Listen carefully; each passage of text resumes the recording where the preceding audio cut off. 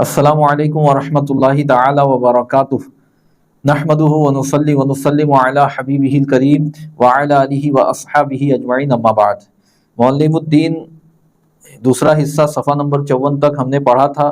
وضو کے 6 فرائض پڑھے تھے۔ پہلا فرض نیت کرنا چہرہ دھوتے وقت، دوسرا فرض تھا چہرہ دھونا، تیسرا فرض تھا دونوں ہاتھوں کو کوہنیوں کے ساتھ دھونا، چوتھا فرض ہم نے پڑھا سر کے بعض حصے کا مسح کرنا، پانچواں فرض پڑھا دونوں پیروں کو ٹخنوں کے ساتھ دھونا، اور چھٹا وضو کے اعضاء کو ترتیب کے ساتھ دھونا، یعنی پہلے چہرہ دھونا، پھر ہاتھ، اس کے بعد سر کا مسح کرنا اور آخر میں پیروں کو دھونا۔ اب ان میں سے ہر فرض کی یہ ذرا تفصیل کریں گے اور ہر فرض سے متعلق ضروری مسائل کو واضح کریں گے۔ تو سوال ہے، وضو میں چہرہ دھونے کی حد کہاں سے کہاں تک ہے؟ چہرے کی حد کیا ہے؟ کتنے حصے کو دھونا فرض ہے؟ جواب، لمبائی میں چہرے کی حد عموماً یعنی عام طور پہ سر کے بال اگنے کی جگہ سے، یعنی یہاں پہ جہاں عام طور پہ سر کے بال اگتے ہیں وہاں سے تھوڑی کی ہڈی کی آخری حد تک، تھوڑی کی ہڈی کی جو آخری حد ہے یہاں تک، یہ لمبائی میں، اور چوڑائی میں ایک کان کی لو سے دوسرے کان کی لو تک، اس گولائی میں جو حصہ ہے وہ چہرہ کہلاتا ہے۔ اسی طریقے سے چہرے کی حد میں جتنے بال ہیں ان بالوں کے ظاہر و باطن کا دھونا بھی فرض ہے۔ ہاں، اگر داڑھی اتنی گھنی ہے کہ بات چیت کے دوران داڑھی کے بالوں کے بیچ سے چمڑی نظر نہیں آتی، تو اب اس کے صرف ظاہر کا دھونا فرض ہے۔ جڑ تک پانی پہنچانا یا داڑھی کے پیچھے جو چمڑی ہے وہاں تک پانی پہنچانا ضروری نہیں ہے۔ اسی طریقے سے جو ہاتھ بتائے گئے کوہنیوں سمیت دونوں ہاتھ، تو ہاتھ کی حد میں جتنا بھی حصہ ہے سب کا دھونا فرض ہے، یہاں تک کہ زائد انگلی کا دھونا بھی فرض ہے، اور ناخن کے نیچے کی جو چمڑی ہے اس کا دھونا بھی فرض ہے۔ سر کے مسح میں کم سے کم ایک بال کا بعض حصہ دھونا فرض ہے، اور پیروں کو دھونا ہے تو ٹخنوں سمیت دھونا ضروری ہے۔ پیروں میں جو شگاف، پھٹن وغیرہ ہیں ان تک بھی پانی پہنچانا ضروری ہے۔ پھر سوال ہے، وضو کی سنتیں کیا کیا ہیں؟ جواب ہے، وضو کی سنتیں یہ ہیں: نمبر 1، بیٹھ کر وضو کرنا، بیٹھ کر وضو کرنا سنت ہے۔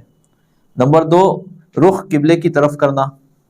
نمبر 3، وضو سے پہلے اعوذ باللہ من الشیطان الرجیم پڑھنا۔ نمبر 4، وضو شروع کرتے وقت 3 مرتبہ بسم اللہ الرحمن الرحیم پڑھنا۔ اس کا طریقہ بتا رہے ہیں کہ کس طریقے سے 3 مرتبہ پڑھیں۔ فرماتے ہیں اس کا طریقہ یہ ہے کہ ہر ایک مرتبہ پنجے دھونے سے پہلے 1 مرتبہ بسم اللہ شریف پڑھے، تو 3 مرتبہ دھوئے گا تو 3 مرتبہ ہو جائے گا۔ نمبر 5 ہے صفحہ 55 پر دونوں پنجوں کو دھوتے وقت وضو کی سنتوں کو ادا کرنے کی نیت کرنا، اس لیے کہ وضو کا فرض تو چہرہ دھونے سے شروع ہوتا ہے، تو چہرہ دھونے سے پہلے جو کچھ بھی ہے سنت ہے، تو وضو کی سنتوں کو ادا کرنے کی نیت کر لے تاکہ سنتوں کا ثواب مل جائے، یعنی نویت اداء سنن الوضو، میں نے وضو کی سنتوں کو ادا کرنے کی نیت کی، اس طرح سے نیت کرے۔ نمبر 6 ہے 3 مرتبہ دونوں پنجے دھونا، ہر ایک مرتبہ پنجے دھوتے وقت نیت کر لیں، اس طرح نیت بھی 3 بار ہو جائے گی۔ اگر ایک بار بھی نیت کیا تو نیت کا ثواب ملے گا، نیت کی سنت ادا ہو جائے گی۔ فرض نیت کب ہے؟ چہرہ دھوتے وقت ہے، ابھی شروع میں نیت کرے گا یہ سنت ہے، مگر اس میں بھی 3 مرتبہ کر لے۔ نمبر 7 ہے پنجے دھونے کے بعد مسواک کرنا۔ نمبر 8 ہے 3 مرتبہ کلی کرنا اور 3 مرتبہ ناک میں پانی چڑھانا۔ نمبر 9 ہے کلی اور ناک میں پانی چڑھانے کے لیے 3 چلو پانی کا استعمال کرنا، اور ہر ایک چلو سے کلی بھی کرنا اور ناک میں پانی بھی چڑھانا، یہ افضل طریقہ ہے۔ وضو کی سنت ہے کلی کرنا، اس کا مطلب ہے پانی کو منہ تک پہنچانا، اور دوسری سنت ہے ناک تک پانی کو پہنچانا۔ تو منہ میں پانی پہنچایا، کلی کرنے کی سنت ادا ہو گئی، ناک میں پانی پہنچایا کی سنت ادا ہو گئی، لیکن اس میں جو سب سے افضل کیفیت ہے وہ یہ ہے کہ ایک چلو لے، اس میں سے کچھ پانی منہ میں لے لے، باقی پانی ناک میں چڑھائے، اور بائیں ہاتھ کی چھوٹی انگلی سے ناک صاف کرے، پھر اس کے بعد دوسری مرتبہ بھی اسی طرح کرے، تیسری مرتبہ بھی اسی طرح کرے، یہ افضل کیفیت ہے، سب سے زیادہ ثواب اسی میں ہے۔ ورنہ اگر کوئی اس طرح نہ کرے بلکہ پہلے 3 مرتبہ کلی کرے پھر 3 مرتبہ ناک میں پانی چڑھائے، تو بھی کلی کرنے اور ناک میں پانی چڑھانے کی سنت ادا ہو جائے گی، مگر وہ افضل کیفیت ہے جو یہاں بتائی گئی ہے۔ فرماتے ہیں نمبر 9، کلی اور ناک میں پانی چڑھانے کے لیے 3 چلو پانی کا استعمال کرنا، اور ہر ایک چلو سے کلی بھی کرنا اور ناک میں پانی بھی چڑھانا۔ نمبر 10 ہے کلی کرنے کے بعد منہ کے پانی کو تھوکنا، یعنی اگر کسی نے منہ میں پانی پہنچایا اور باہر نہیں پھینکا بلکہ نگل گیا تب بھی کلی کرنے کی سنت ادا ہوگی، مگر سنت ہے کہ وہ منہ میں پانی گھمائے اور باہر پھینکے، اور بائیں ہاتھ کی چھنگلی کو یعنی چھوٹی انگلی کو ناک میں ڈال کر ناک کے میل کو چھڑانا، پھر ناک کے پانی کو صاف کرنا، یعنی ناک میں پانی چڑھائے گا تو انگلی سے میل بھی صاف کرے اور پھر ناک کا پانی جھاڑے بھی۔ نمبر 11 ہے 3 مرتبہ ہاتھوں اور پیروں کی انگلیوں کا خلال کرنا۔ ہاتھوں کی انگلیوں کا خلال تو اس طرح کرے گا آپس میں انگلیوں کو پھنسا کر، اور پیروں کی انگلیوں کے خلال کا طریقہ یہ ہے کہ بائیں ہاتھ کی جو چھوٹی انگلی ہے اس سے دائیں پیر کی چھوٹی انگلی کے پاس سے شروع کرے گا۔ مثال کے طور پہ یہ مان لیجیے اس طرح پیر ہے، پاؤں ہے، تو سیدھے پیر دائیں پیر کی چھوٹی انگلی کے پاس سے اس طریقے سے یہ بائیں ہاتھ کی چھوٹی انگلی ڈالے گا، نیچے سے اوپر کی طرح کھینچے گا، اس طریقے سے خلال کرے گا۔ پھر اس کے بعد بائیں پاؤں کا انگوٹھے کے پاس سے چھوٹی انگلی تک خلال کرے گا، ٹھیک اسی طریقے سے۔ فرماتے ہیں کہ 3 مرتبہ ہاتھوں اور پیروں کی انگلیوں کا خلال کرنا۔ نمبر 12 ہے 3 مرتبہ گھنی داڑھی کا خلال کرنا۔ گھنی داڑھی کا خلال کس طرح کرے گا؟ انگلیوں کو داڑھی میں ڈالے گا، اور جو افضل کیفیت ہے وہ یہ ہے کہ ایک چلو پانی لے گا اور داڑھی کے نیچے سے اس طرح سے لے کر انگلیوں کو جو ہے داڑھی میں پھنسائے گا، اور ہتھیلی کا پانی اس طرح داڑھی کے پچھلے حصے کو پورا لگ جائے گا۔ یہ افضل طریقہ ہے خلال کرنے کا۔ پھر نمبر 13 ہے 3 مرتبہ پورے سر کا مسح کرنا۔ نمبر 14 ہے 3 مرتبہ دونوں کانوں کا مسح کرنا۔ دیکھیے سر کا مسح کرنا فرض ہے، پورے سر کا مسح کرنا سنت ہے، اور اس میں 3 بار کرنا یہ مستقل سنت ہے۔ 3 بار پورے سر کا مسح کرے وہ۔ پورے سر کا مسح 3 بار اس طریقے سے کرے کہ انگوٹھوں کو جو ہے وہ کنپٹی کے پاس رکھے اور یہ شہادت کی دونوں انگلیوں کو ملائے، اس طریقے سے مسح کرے، اس طریقے سے انگوٹھوں کو کنپٹیوں پر رکھے، شہادت کی انگلی ملائے، اور اس کے بعد اس طرح باقی انگلیوں کے ساتھ پیچھے لے جائے تر ہاتھ کر کے، اور پھر اس کو واپس لے آئے تاکہ بالوں کے دوسرے حصے کا بھی مسح ہو جائے۔ اس طریقے سے نیا پانی پھر لے، پھر ایسے جائے، پھر ایسے لائے، پھر تیسری مرتبہ یوں ہی کرے۔ اس طریقے سے 3 مرتبہ سر کا مسح کرنے کی سنت ادا ہو جائے گی۔ نمبر 14 ہے 3 مرتبہ دونوں کانوں کا مسح کرنا۔ نمبر 15 ہے 3 مرتبہ دونوں کانوں کے سوراخوں کا نئے پانی سے مسح کرنا، یعنی کانوں کا مسح کرنا، پھر کانوں کے سوراخوں کا الگ سے مسح کرنا۔ پھر نمبر 16 ہے 3 مرتبہ ہتھیلیوں کو تر کر کے دونوں کانوں پر رکھنا، یعنی پہلے تو سوراخ چھوڑ کر باقی کان کا مسح کرے گا، اس طرح کے نیا پانی لے اور اس طریقے سے اندر گزارے شہادت کی انگلی، پھر انگوٹھوں سے کانوں کی پشت پر اس طرح ملے، یہ ایک بار ہوا۔ اس طریقے سے نیا پانی لے، پھر اسی طریقے سے مسح کرے، یہ دوسری بار ہوا۔ پھر نیا پانی لے، اسی طریقے سے مسح کرے، یہ تیسری بار ہوا۔ پھر اس کے بعد 3 مرتبہ جو ہے نئے پانی سے کانوں کے سوراخ کا مسح کرے گا شہادت کی انگلی سے، اس طریقے سے نیا پانی لے، پھر دوسری مرتبہ، پھر تیسری مرتبہ، پھر اس کے بعد جو ہے اپنی دونوں ہتھیلیوں کو تر کرے اور اس طرح رکھے کانوں پر، پھر دوسری مرتبہ، تیسری مرتبہ، اس طریقے سے گویا کہ وہ 9 مرتبہ کانوں تک اپنا ہاتھ لے جائے گا، اور یہ افضل کیفیت ہے۔ ورنہ تو کان کے مسح کی ادنا جو مقدار ہے وہ ایصال البللی الی الاذن ہے، کہ کان تک جو ہے تر ہاتھ لے جائے، ہاتھ پر گیلا تری لگی ہو وہ کان تک لے جائے تو مسح کی سنت ادا ہوگی، مگر جو افضل کیفیت ہے وہ ہم نے بتائی۔ اعانت الطالبین میں ایک کیفیت یہ بھی ہے کہ 3 مرتبہ ہی میں یہ تینوں چیزیں کر لے، 9 مرتبہ نہ کرے، مطلب 9 مرتبہ نہ کرتے ہوئے 3 مرتبہ ہی میں تینوں چیز کرے، اس سے بھی سنت ادا ہوگی، 3 مرتبہ کی بھی سنت ادا ہوگی، لیکن افضل وہی ہے جو ہم نے پہلے بتایا، یعنی 9 مرتبہ کان تک جو ہے تری لے جانا پڑے جس میں، وہ افضل ہے۔ تو اعانت الطالبین میں جو بتایا گیا وہ یہ ہے کہ پانی لے، ہاتھ کو تر کرے، اس کے بعد پہلے شہادت کی انگلی کانوں کے سوراخوں میں ڈالے، اس کے بعد اس طریقے سے کانوں کے جو شگاف ہیں ان میں انگلی پھرائے، پھر دونوں انگوٹوں سے کانوں کے اوپر کے حصے کا مسح کرے، پھر اس کے بعد ہتھیلی یہاں جو گیلی ہے ان کو اس طرح رکھے، یعنی 3 بار کا کام ایک بار ہی میں کرے، پھر اس طرح دوسری بار کرے، تیسری بار کرے۔ یہ بھی ایک کیفیت بتائی گئی ہے، مگر افضل کیفیت وہی ہے جو ہم نے پہلے بتائی۔ پھر نمبر 17 ہے کہ جوڑوں، ایڑیوں اور آنکھوں کے کناروں کو احتیاط سے دھونا، یعنی اعضائے وضو کے وہ حصے جن تک کبھی کبھار جو ہے غفلت ہو جاتی ہے، پانی نہیں پہنچ پاتا، تو ان کا خاص خیال رکھنا یہ بھی سنت ہے۔ وہ حصے کون سے ہیں؟ جوڑوں، ایڑیوں اور آنکھوں کے کناروں کو احتیاط سے دھونا۔ یہ جو ہے جوڑوں کے کنارے، ایڑیاں اور آنکھوں کے کنارے، یہ آنکھوں کے جو دو کنارے ہیں، دو نوک ہیں، ان کا بھی جو ہے خیال رکھنا۔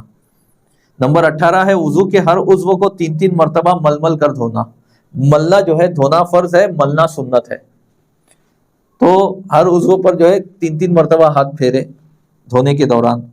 نمبر 19 ہے وضو میں جن اعضاء کو دھونا فرض ہے ان کو فرض کی حد سے زیادہ دھونا۔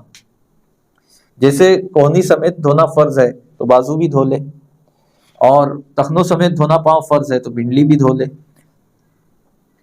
اور چہرے کی حد بال عام طور سے جہاں سے اگتے ہیں وہاں سے، مگر تھوڑا سا اوپر سے دھو لے۔ اسی طریقے سے کچھ گردن کا حصہ بھی دھو لے چہرہ دھونے کے دوران۔ نمبر 20 ہے ہاتھوں اور پیروں کو دھوتے وقت پہلے دائیں عضو پھر بائیں عضو کو دھونا۔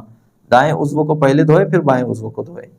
ہاتھ اور پیر میں دایاں بایاں ہے، سر کے مسا میں اور چہرہ دھونے میں اور کان کے مسا میں دایاں بایاں نہیں ہے۔ نمبر 21 ہے وضو کرتے وقت بات نہ کرے، بلا عذر بلا ضرورت بات نہ کرے۔ نمبر 22 ہے بغیر کسی عذر کے کسی سے مدد نہ لینا، بغیر کسی عذر کے، کسی مجبوری کے بغیر کسی سے مدد نہ لینا سنت ہے۔ نمبر 23 ہے ہر عضو کو دھوتے وقت 3 مرتبہ کلمہ شہادت پڑھنا۔ اشہد ان لا الہ الا اللہ وحدہ لا شریک لہ واشہد ان محمدا عبدہ ورسولہ صلی اللہ علیہ وآلہ وسلم۔ نمبر 24 ہے انگوٹھی وغیرہ کو وضو کرتے وقت حرکت دینا۔ اگر بغیر انگوٹھی کو حرکت دیے پانی جو ہے انگوٹھی کے نچلے حصے پر پہنچ رہا ہے تو اب حرکت دینا سنت ہے، اور بغیر حرکت دیے پانی انگوٹھی کے نیچے والی چمڑی تک نہیں پہنچ رہا ہے تو حرکت دے کر پانی پہنچانا واجب ہے۔ نمبر 25 ہے وضو کرنے کے بعد اعضاء کو نہ پوچھنا اور جھاڑنا جو ہے یہ خلاف سنت ہے۔ کیوں؟ کیونکہ حدیث شریف میں آیا حضور علیہ الصلوۃ والسلام نے فرمایا کہ بے شک میری امت قیامت کے دن چہرے کی سفیدی اور ہاتھ پاؤں کی سفیدی والے کہہ کر پکاری جائے گی، تو تم میں سے وضو کے اثر کی وجہ سے، تو تم میں سے جو اپنے چہرے اور ہاتھ پاؤں کی چمک کو بڑھا سکتا ہے تو اسے چاہیے کہ وہ ایسا کرے۔ تو اس حدیث کی روشنی میں علماء نے کہا کہ وضو کرنے کے بعد جو ہے پانی کو جھاڑے نہ، پوچھے نہ، انہیں رہنے دے، ہاں کوئی عذر ہے تو بات اور ہے۔ نمبر 26 ہے اعضاء کو پے در پے دھونا، یعنی ایک عضو کے سوکھنے سے پہلے پہلے دوسرا عضو دھونا، اس میں دیر نہ کرنا، یہ بھی سنت ہے۔ نمبر 27 ہے وضو کے بعد بچا ہوا پانی بیٹھ کر پینا۔ نمبر 28 ہے وضو کے بعد اللہم اجعلنی من التوابین واجعلنی من المتطہرین واجعلنی من عبادک الصالحین، یہ دعا پڑھنا 3 مرتبہ۔ نمبر 29 ہے دعا کے بعد نبی کریم صلی اللہ علیہ وسلم اور آپ صلی اللہ علیہ وسلم کی آل و اصحاب پر 3 مرتبہ درود و سلام بھیجنا۔ دعا کرنے اور درود و سلام پڑھنے کے دوران اپنے دونوں ہاتھوں اور آنکھوں کو آسمان کی طرف اٹھانا، اس طریقے سے ہاتھ کو بلند کریں گے اور اپنی نگاہ کو آسمان کی طرف اٹھائیں گے اور ہاتھوں کو اس طرح سیدھا بلند کریں گے، اور قبلہ رخ ہوں گے ہم خود، اور قبلہ رخ اور قبلے کی طرف رخ کرنا۔ نمبر 30 ہے 3 مرتبہ سورہ قدر یعنی انا انزلناہ فی لیلۃ القدر کا پڑھنا۔ یہ سورت پڑھتے وقت صرف چہرے اور سینے کو قبلہ رخ کرنا، یہاں نگاہ آسمان کی طرف اٹھانا سنت نہیں، یعنی جب سورہ انا انزلنا پڑھیں گے تو ہاتھ اور نگاہ آسمان کی طرف نہیں اٹھائیں گے بلکہ صرف قبلہ رخ ہوں گے بس۔ تو یہ وضو کی 30 سنتیں ہیں۔ اللہ تبارک و تعالی ہمیں ان سنتوں کے مطابق وضو کرنے کی توفیق عطا فرمائے۔ اب آپ نے سن لیا وضو کی شرطیں کیا ہیں، پھر وضو کے فرائض کیا ہیں ان کو بھی آپ نے سیکھ لیا، وضو کی سنتیں کیا ہیں یہ بھی جان لیا۔ اب ان فرائض اور سنتوں کو مکس کر کے کس ترتیب سے وضو کیا جائے تو کامل اور اکمل طریقے سے آپ کا وضو ہوگا، اس کا طریقہ آگے بتا رہے ہیں۔ وہ وضو کا طریقہ اسی صفحے پر یعنی صفحہ نمبر 56 پر ہی نیچے ہے وضو کا طریقہ۔ فرماتے ہیں پاک جگہ قبلہ رخ ہو کر بیٹھیں، پھر پنجے دھوئیں، ان کو پنجہ کہتے ہیں، اور پنجہ دھوتے وقت یہ نیت کرے کہ نویت اداء سنن الوضوء، وضو کی سنتوں کو ادا کرنے کی نیت میں نے کی، یہ کہے، اور ساتھ ہی یہ دعا پڑھیں اعوذ باللہ من الشیطان الرجیم بسم اللہ الرحمن الرحیم اشہد ان لا الہ الا اللہ وحدہ لا شریک لہ واشہد ان محمدا عبدہ ورسولہ الحمد للہ الذی جعل الماء طہورا۔ اس کا طریقہ یہ ہے کہ پہلے زبان سے نیت کے الفاظ کو کہیں، پھر اعوذ باللہ شریف اور بسم اللہ شریف، اور بسم اللہ شریف پڑھنے کے دوران دل میں بھی نیت کریں کہ میں وضو کی سنتوں کو ادا کرنے کی نیت کرتا ہوں، اور نیت کرتے ہوئے پنجوں کو دھوئیں۔ اس کیفیت کے ساتھ ہم شروع کریں گے۔ اس کے بعد مسواک کریں۔ اگر یہ کیفیت یاد نہ ہو تو اسکرین پر جو صفحے کا اسکین ہے اس کو جو ہے پاؤز کر کے اسکرین کو آپ بار بار پڑھیں، آپ کو سمجھ میں آئے گا۔ اگر کسی کو کچھ سمجھ میں نہ آئے تو کمنٹ باکس میں وہ سوال کر سکتا ہے۔ اس کے بعد مسواک کرنا، پھر کلی کریں اور ناک میں پانی چڑھائیں۔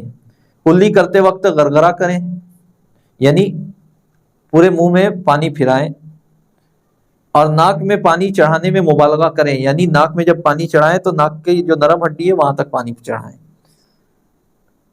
لیکن کلی کرنے میں غرغرہ کرنا اور ناک میں پانی چڑھانے میں مبالغہ کرنا یہ روزے دار کے لیے سنت نہیں ہے، بلکہ روزے دار کے لیے منع ہے، مکروہ ہے، کیونکہ پانی اندر جانے کا اندیشہ ہے اور روزہ ٹوٹ جانے کا اندیشہ ہے۔ جو روزہ دار نہ ہو اس کے لیے سنت ہے۔ پھر چہرہ دھوئیں۔ چہرہ دھوتے وقت یہ نیت کرنا کہ نویت اداء فرض الوضو، یعنی وضو کے فرض کو ادا کرنے کی نیت میں نے کی، یہ نیت کرنا فرض ہے۔ فرماتے ہیں چہرہ دھوتے وقت فرض کی حد سے زیادہ دھوئیں۔ اچھا، یہاں پر چہرہ دھوتے وقت نیت کرنا ہے، مطلب یہ کہ پہلی مرتبہ جب چہرے پر پانی پڑے گا اس وقت دل میں یہ نیت کرے کہ میں فرض وضو کرنے کی نیت کرتا ہوں، یا حدث دور کرنے کے لیے وضو کرنے کی نیت کرتا ہوں، یا نواز کے مباح کرنے کے لیے وضو کرنے کی نیت کرتا ہوں۔ اس طرح سے نیت کا مفہوم، اس کا معنی دل میں حاضر رکھے۔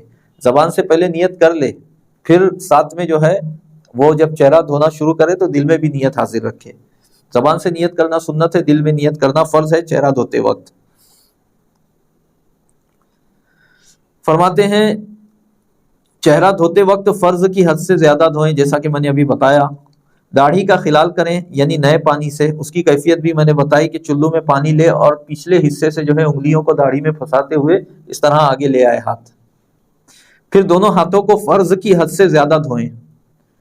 دونوں ہاتھوں کو فرض یہاں تک ہے، پہنی تک، تھوڑا اوپر سے دھوئے، اور مکمل بازو دھوئے گا تو یہ زیادہ بہتر ہے۔ اور ہاتھوں کی انگلیوں کا خلال کرے، پھر پورے سر کا مسح کرے اور کانوں کا مسح کرے، کانوں کے سوراخ کا نئے پانی سے مسح کرے، پھر تر ہاتھوں کو کانوں پر رکھے، جیسا کہ میں نے پوری کیفیت سمجھائی۔ آخر میں دونوں پیروں کو فرض کی حد سے زیادہ دھوئیں۔ ٹخنوں سمیت دھونا فرض ہے، تھوڑا اوپر سے دھوئیں، اور پوری پنڈلی دھوئے گا تو زیادہ بہتر ہے۔ ہر عضو کو دھوتے وقت اشہد ان لا الہ الا اللہ وحدہ لا شریک لہ واشہد ان محمدا عبدہ ورسولہ پڑھیں۔ یہ جو ہے کلمہ شہادت پڑھیں ہر عضو کو دھوتے وقت، جیسا کہ ایک حدیث میں آیا ہے۔ اعضاء کو دھوتے وقت مل مل کر دھوئیں۔ وضو کرتے وقت بات نہ کریں۔ وضو میں ہر عمل کو 3 مرتبہ کریں۔ وضو سے فارغ ہونے کے بعد 3 مرتبہ اشہد ان لا الہ الا اللہ وحدہ لا شریک لہ واشہد ان محمدا عبدہ ورسولہ اللہم اجعلنی من التوابین واجعلنی من المتطہرین واجعلنی من عبادک الصالحین سبحانک اللہم وبحمدک لا الہ الا انت استغفرک واتوب الیک وصلی اللہ وسلم علی سیدنا محمد وعلی آلہ وصحبہ اجمعین۔